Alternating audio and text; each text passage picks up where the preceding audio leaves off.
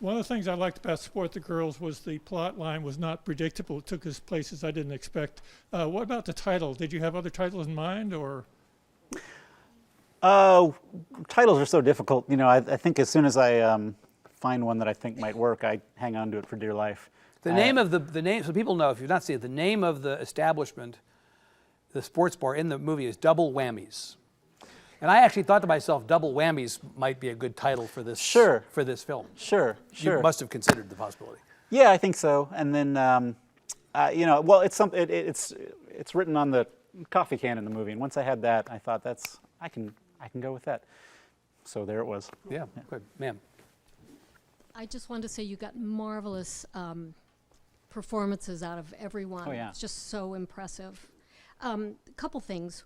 One, your dedication at the end for mothers. I was wondering about that. And then the other one was, while the credits roll, there's a comment about, hey, sweetheart. And I just wondered, is that something you recorded, or?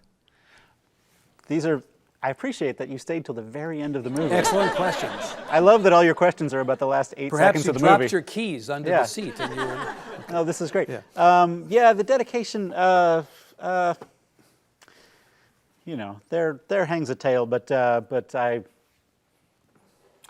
character, although she doesn't, you don't see her with her, she mentions having grown children. The character is a mother. Obviously, everything she does is very motherly. I don't know, it felt right to me. And as far as if anybody else, if you managed to make it to the very end of the credits, there's a little voice, you just hear presumably a patron saying like, sweetheart, sweetheart, just trying to flag down a waitress, and he says sweetheart about 8 times. That was actually something that we had shot for the movie. There's a guy who was the transportation coordinator on the movie, but he had he was just the most Texan-looking guy you've ever seen, and very charming guy. And so he had a little part in the movie where, a little bit where he's flagging down a waitress, and I love that little bit. It didn't end up making the movie, but the audio bit did. But yeah, I had to keep it in there. I also, you know, if you're getting really into this, there was something about how the movie is about an environment that is, you know, in some ways oppressive. And again, I'm not trying to take it down or take particular shots at it, but I guess I couldn't resist, even as the movie ends with this kind of release for the women, that they still weren't out of there. They're still being called sweetheart. Yeah, and there's still and then the music that comes up over the credits is the kind of music that they play in the place. It's a song cue from the place. So it's like, even as they have their moment of release, that environment is still. I'm still oppressing them in the credits. Yeah. It brings it back to that. So, Yeah. a great film. Thank you. Thank you, sir. Hello. Hello. I was curious what advice you had to offer a young filmmaker trying to make it in the industry. I'm amazed that young filmmakers still exist.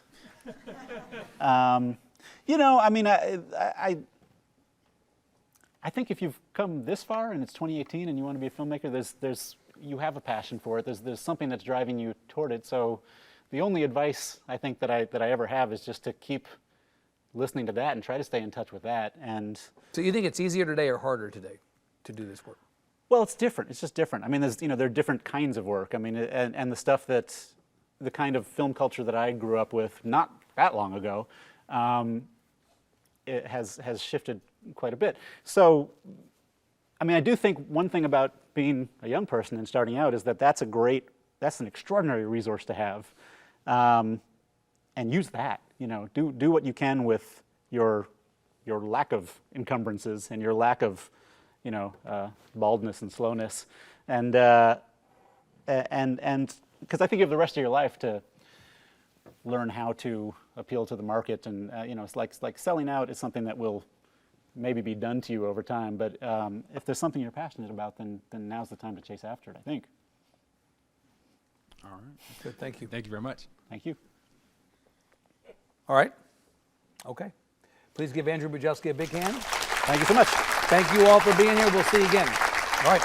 Thank you, bud. Thank you. Great.